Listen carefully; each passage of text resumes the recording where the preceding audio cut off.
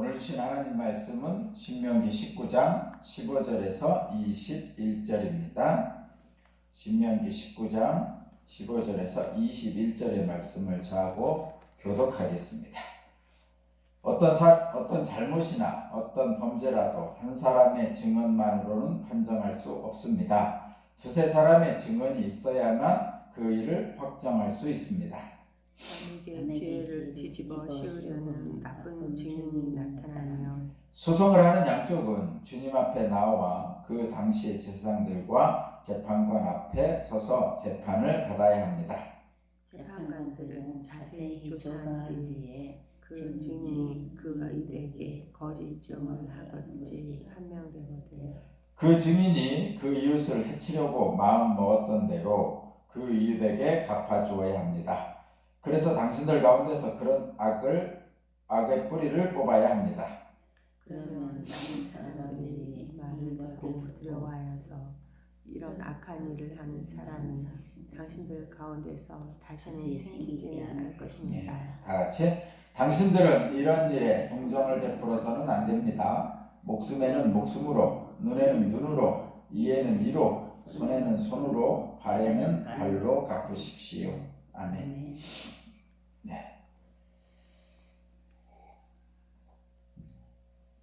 네, 오늘 말씀의 제목은 하나님 나라는 정직해야 됩니다. 제목입니다. 하나님 나라의 공동체는 정직해야 됩니다. 하나님 나라는 뭐 당연히 정직하겠죠. 에덴 동산은 거기는 거짓을 할 이유가 없는 거예요. 이유가 없는 나라가 하나님 나라고, 이 땅은 거짓을 할 이유가 너무나 많죠. 나의 이익과 너의 이익이 충돌하는 세상이라서 나의 이익이 앞서는 것이 늘 이 땅의 어떤 기준이 되고 있죠. 그래서 나의 이익과 너의 이익이 충돌하면 늘 거짓이 유혹을 받게 됩니다. 그렇죠. 어쨌든 그러나 분명한 것은 하나님 나라의 공동체는 정직해야 됩니다. 가나안 땅의 공동체, 지금 저와 여러분이 살고 있는 교회 공동체, 그리고 하나님 나라를 천국을 이루고자 하는 것들, 가정도 마찬가지죠. 가정도 하나님 나라의 공동체면 정직해야 되고, 하나님 나라의 공동체를 추구하는 모든 곳은 다 그래서 정직해야 됩니다. 근데 실제로는 정직하지 않습니다. 현실적으로는. 이유는 제가 방금 말씀드린 대로 나의 이익과 너의 이익이 충돌할 때 늘 팔은 안으로 굽어서 나의 이익을 위해서 너의 이익을 침해하려는, 너의 이익보다 나의 이익이 중요하기 때문에 심지어는 거짓까지도 동원하는 그런 일들이 이 땅에서는 많이 있습니다. 오늘 본문 말씀은 위증죄에 대한 말씀인데, 일단 첫 번째는 이제 재판을 한단 말이죠. 재판을 하면 함부로 재판하지 말라는 뜻으로 한 사람의 증언을만으로 판정하지 말고 두세 사람의 증언을 가지고 확정하라, 이렇게 15절에 말씀하고 있죠. 요즘 세상으로 말하면 요즘 세상은 이것보다 더 좀 강화되어 있죠. 삼심제라고 하는 것이 있습니다. 재판을 3번 한다는 얘기죠. 그런 의미가 좀 있죠.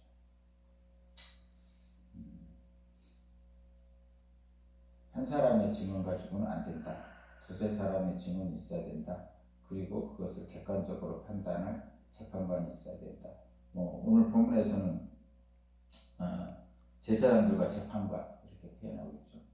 옛날에 재판관들은 장로들이었죠.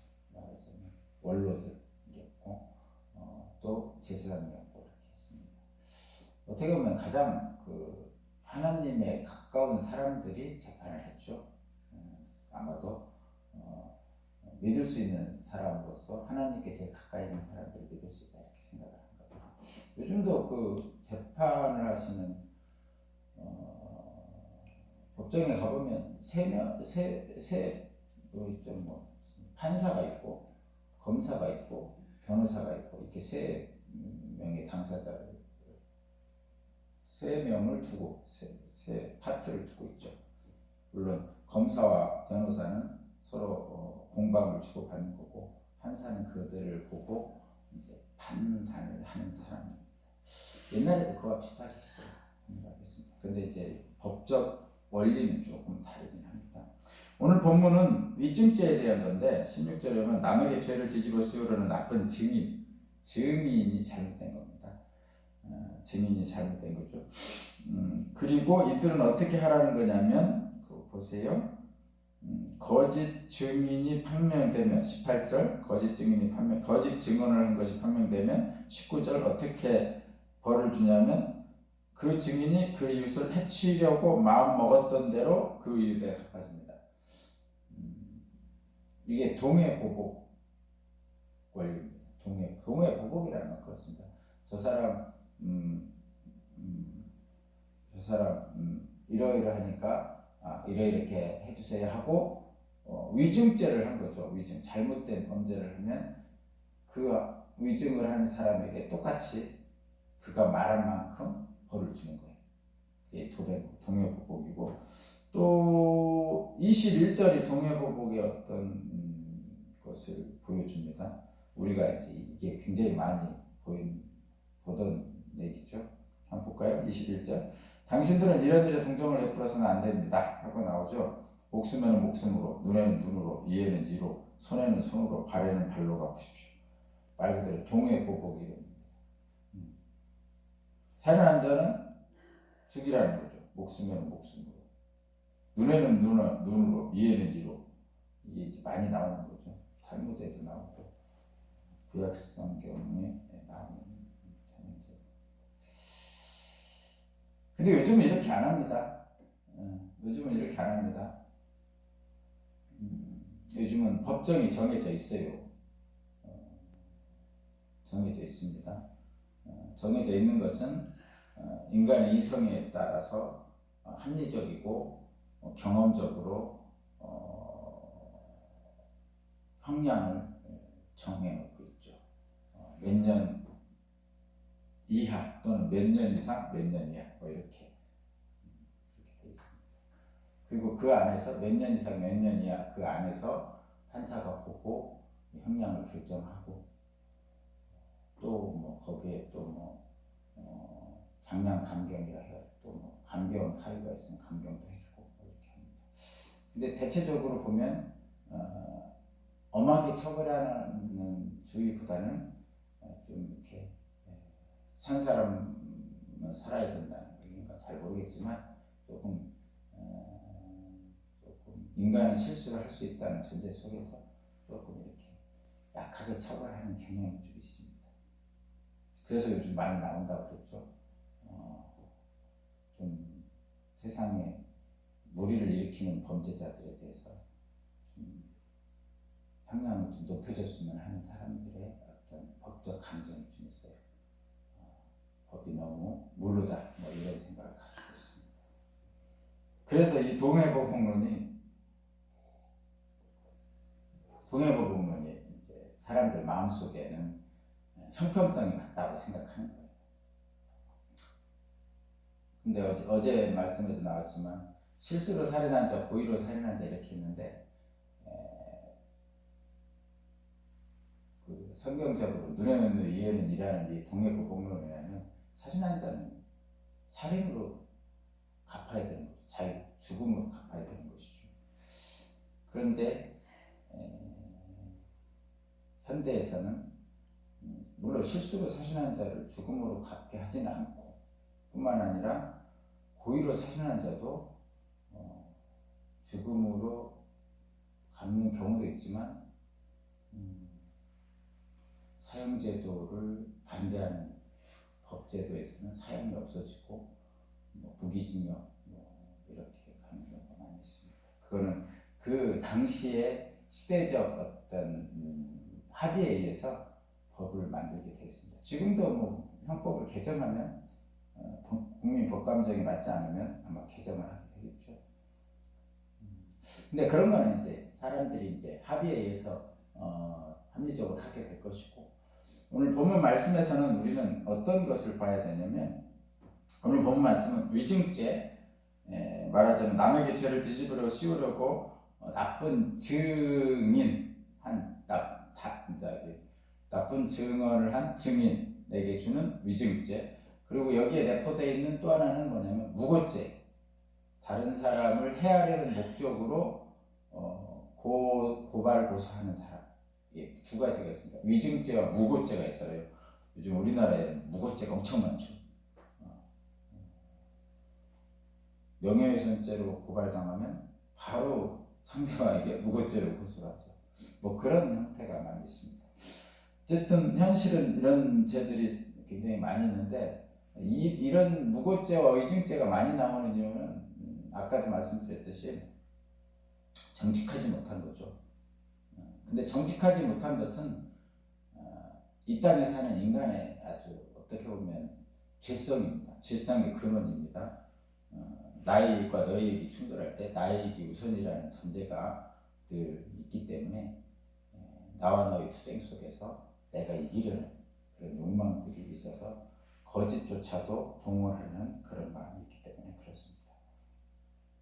근데 여기에서 이제 우리가 생각해 봐야 될 것은, 좀 구체적으로 생각해 볼 것은 이런 것이죠.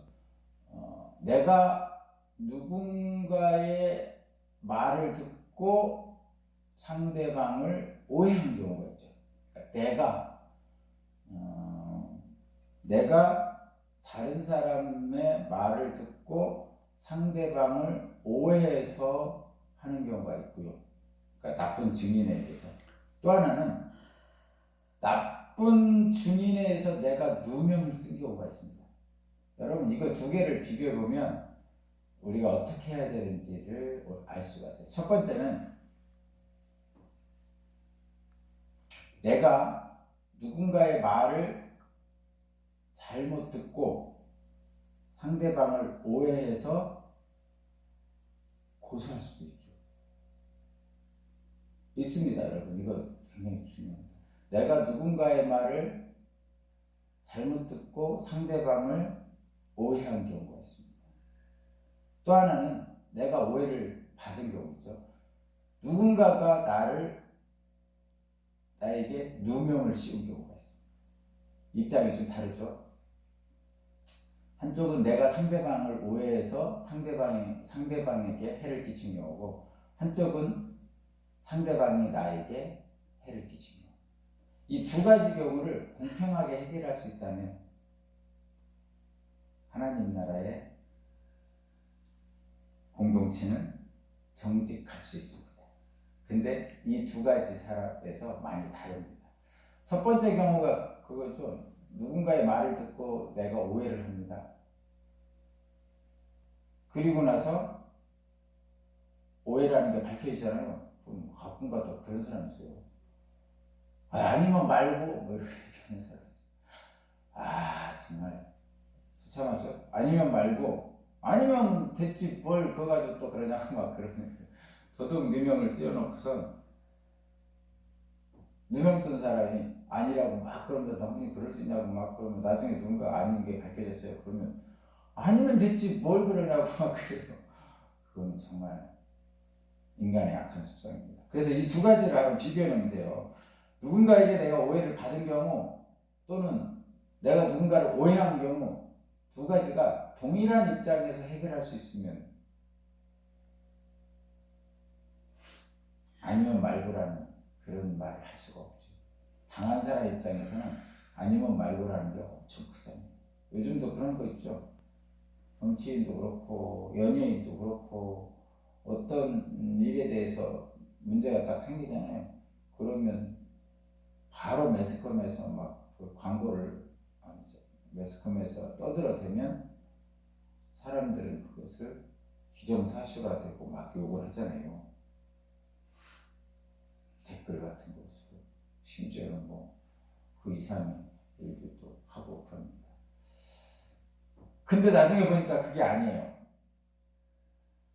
그런 경우 많이 있죠. 근데 나중에 보니까 그게 아닌데 이미 사람들은 욕을 다 했고 당사자는 이미 상처를 다 받았습니다. 거기다 대고 아니면 말고 할 수 있어요? 아니죠.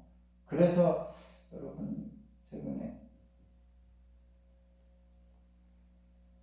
옛날에 어떤 라면 회사가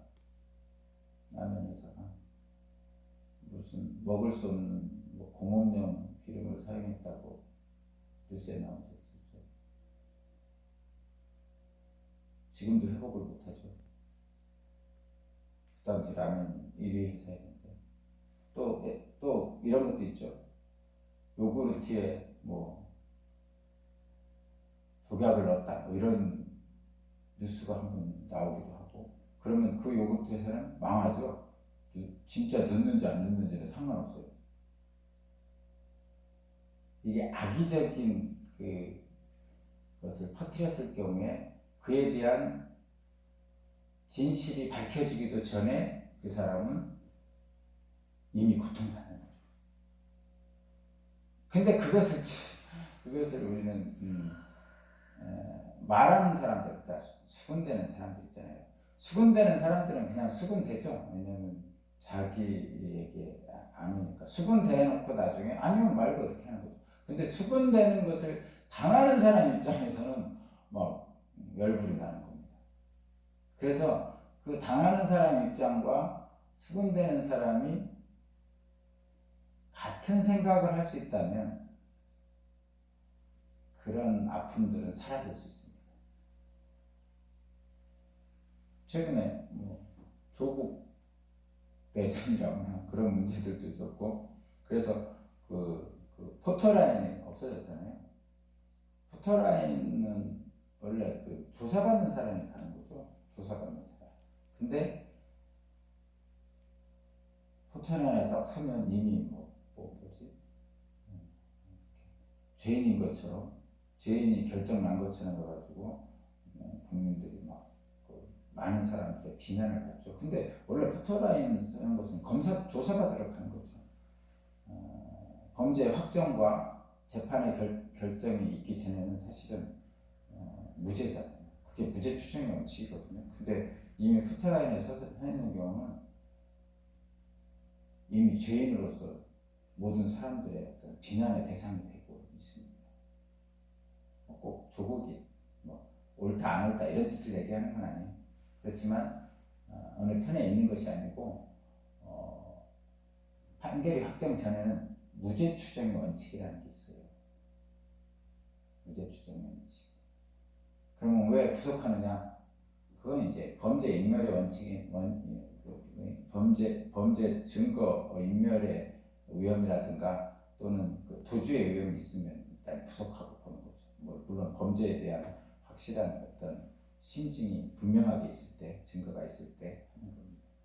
어쨌든 죄가 확정되기 전에는 무죄 추정이라는 전제를 갖고 있습니다. 옛날에도 그렇고 지금도. 그럼에도 불구하고 이미 먼저 보도되고 알려지고 그러면 회복할 수 없는 치명상을 입는 것이 현실입니다. 그래서 수군될 때 조심해야 돼요. 소문낼 때. 자, 그래서 누군가를 내가 오해한 경우 또 내가 누명을 쓴 경우, 이 경우를 비교해서 두 가지를 한꺼번에 똑같이 해결할 수 있으면 정직해질 수 있습니다. 아니면 말고 하지 말고. 아니면 말고라는 말은 당한 사람 입장에서는 열불나고요. 한 사람 입장에서는 쉽게 말하면 안 되는 거죠. 그죠? 그 다음에 그래서 이런 겁니다. 불의에 침묵하는 경우가 있어요. 불의. 그러니까 옳지 않은 일이 있는데 혹시라도 내가 불똥이 튈까봐 말을 안 하는 경우가 있죠. 그게 불의에 침묵하는 거예요. 불의에 침묵하는 대표적인 사람이 누구냐면 성경상으로는 본디오 빌라도입니다. 본디오 빌라도가 불의에 침묵한 사람이에요. 그러니까 분명히 본디오 빌라도가 그 재판할 때 예수님이 아무 죄가 없다는 걸 알았어요. 그런데 군중들이, 대제사장들이 데려온 군중들이 밀란을 일으킬까봐 그냥 넘겨줬어요. 니들이 마음대로 해라. 사형이다. 그렇게. 그러니까 본디오 빌라도는 분명히 아무 죄가 없다는 걸 알았음에도 불구하고 그냥 넘겨줬어요. 이 침묵하는 거죠. 불의에 침묵하는 겁니다. 근데 이 침묵은 동조하고 똑같아요. 동조. 그래서 지금도 본디오 빌라도는 사도신경이었나요? 사도신경이었죠. 본디오 빌라도에 대한 죄가 2000년 전에 예수님의 무죄를 알고도 불의에 침묵한 본디오 빌라도라는 이름을 모르는 사람이 없죠. 그리고 아무도 자기 자식 이름을 본디오 빌라도라고 안 짓습니다.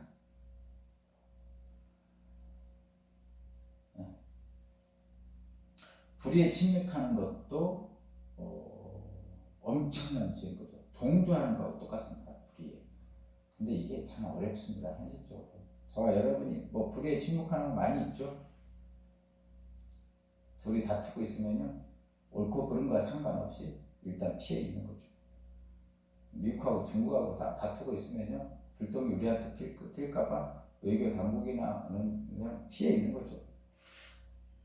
그리고 누가 옳은지도 모르고.